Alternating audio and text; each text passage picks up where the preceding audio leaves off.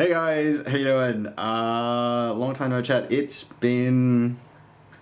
Lots happened in the world, hasn't it?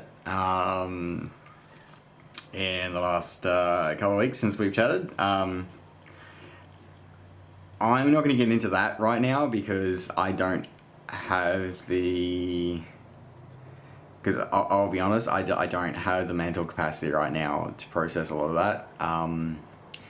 I've been doing what I can, probably more over on my other self, my November 24 self. I did a live stream just to do what I could as an artist. I mean, this is the thing, is that a lot of this stuff is, a lot of the time, we feel helpless with things like this.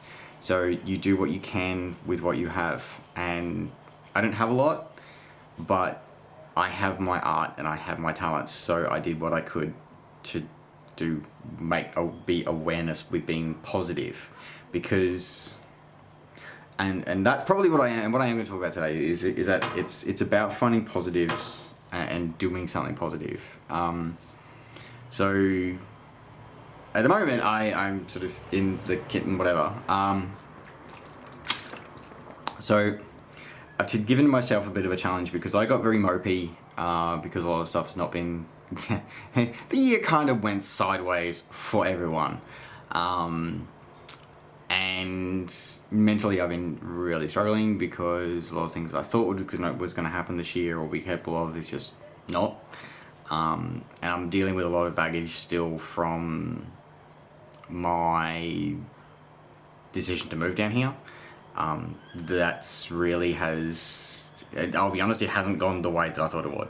And I'm still dealing with the fallout of that. Anyway, so I had a mental crap break a few weeks back and I just sort of went, nope, this is it. I'm going to go do a half Ironman because I could.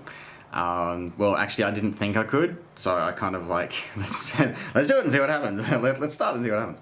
Happened to be my first time using the Ironman virtual race series because I had a 70.3 on that weekend, so I did that.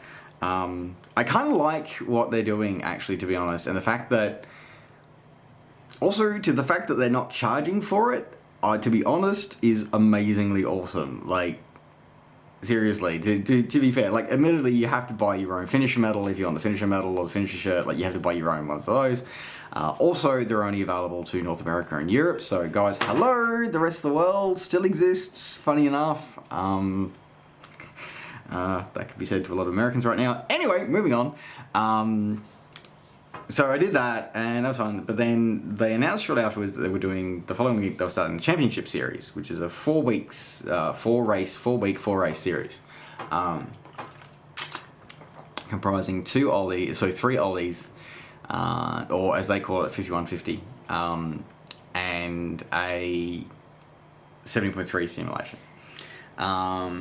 So the first 2 weeks are going to be 5150 ollie sims, and then third week is a 70.3 sim, and then fourth week is an ollie sim. And they basically take your results over the 4 or however many you do. Minimum requirement is 1 70.3 and I think 1 ollie. They average your results across them. And then they'll give you rankings and whatever, and there are world champ 70.3 world champ slots up for grabs. So I decided that, I'm going to sign up and do it, because why not? Because like I don't have enough things to do already as it is. So I'm like, okay, so I decided to give it a shot, and I did, and this is week 2. So this is the second ollie that I've done, and they haven't gone too badly. My hip was playing up a little bit on the second run today, but interestingly enough, I've managed to set consecutive PRs on my 10k runs both last week and this week. So last week I got down to 54 and change, and this week was 52 and change. So I'm really chuffed with that, especially considering that today was really what I wanted to vlog about today, because today was a day where I really could have just rolled over and said no. Because to be honest, everything about me and everything about my day and my prep was that. Last week went pretty well. It went really, really well. I was really, really happy with how I went. everything just ticked along, pretty much to plan. So I was really happy with that. This week, however, went very, very differently. Work has been crap. To be honest, it has been an absolute nightmare. And I'm really over politics. I am over politics in the office. I am over, and as I said, I'm mentally not doing well with the fallout of stuff from when I moved down here and took this job 18 months ago. That's still hanging around, and it's really not doing well for my mental health. So training was a bit disjointed this week, and I just haven't really focused on it, prep for it. Anyway, but last night, my blood sugars decided to go into orbit, and I could not bring them down. It was almost impossible to bring them down. And I went to bed in the high 18s. Like in the end, I went, I need to get some sleep because I was supposed to be getting up early to start doing this race. Because I intend to do my first run about 6 a.m.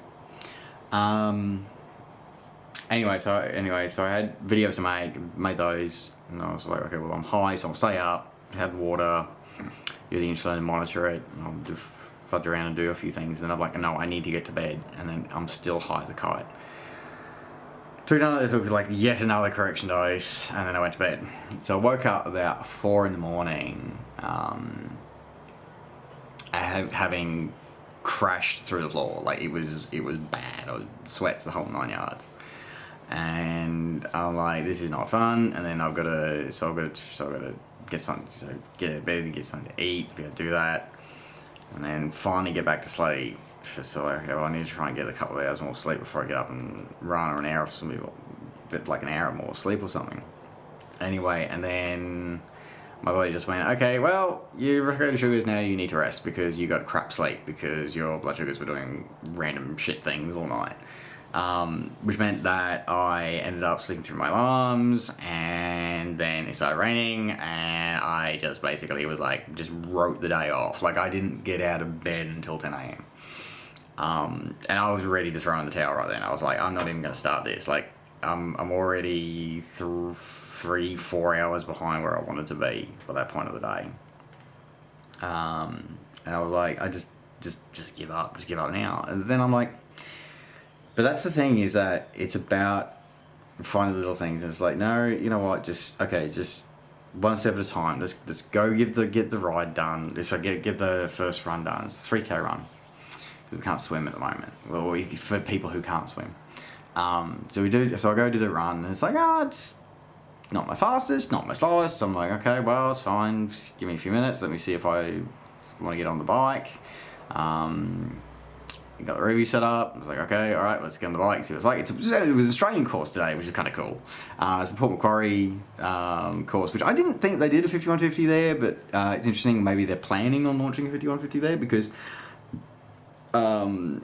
it basically was, but it followed the first bit of the first third of the Ironman course. So that was interesting and really kind of cool, like riding over places that I actually knew, like because Ruby is a full AR augmented reality system, so you're actually seeing what you would see if you were actually out on the road. So that was kind of cool. So that was kind of awesome as I did that, and I also remember how horrible the hills are around Port Mac, so that was fun. So I did that, and it was like, okay, the ride did not go as well as I would like to have done because everybody was slower than I was last week. A lot more hills because the previous week was Indian Wells, I think, which is a mostly flat course or like a low gradient at least course. So I did that, and I was like, okay, do I do this last run? Because I was starting to not feel well again. And I was like, I'm skimming along a fairly high number still on my blood sugars. And I'm very cautious about, do I take a correction dose? Because I take a correction dose and I'm likely to crash when I'm doing the run. It's very iffy, but anyway. As you can tell, obviously, I went and did the run. And in the end, I did, as I said, I started this, I did another PR again. And I just knuckled down and did it. And it's about finding the positives in what you do, and sometimes just sticking with things can be good. And And I'm still of multiple minds about triathlon. Like, I'm wondering if I'm still wanting to keep doing it, whether my passion's still there. But I think it is.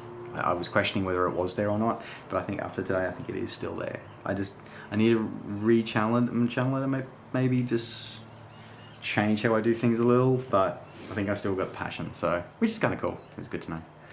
Anyway, yeah, so I just wanted to say that, and say that you can feel like quitting. I get it. I feel that way a lot too, but persevering can have its own rewards, and are pretty awesome.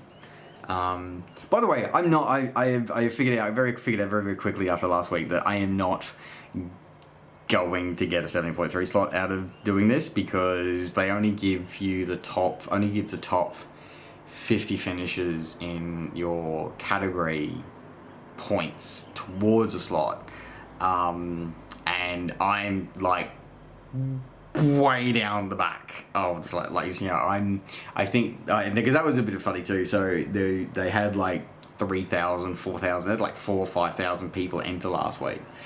I think they had like 4,000 enter this week, but they had like 5,000 or 6,000 enter the first week of the championship series. But then like almost all of them, like there was less than 1,000 people actually finished it, and there was like 2,000 DNFs because they were using trainers, because you have to use a wind trainer for the ride portion for the Ruby, so it's kind of the idea is to balance the field a bit. But they were using the Ironman kept flip-flopping about what trainers are allowable and what aren't.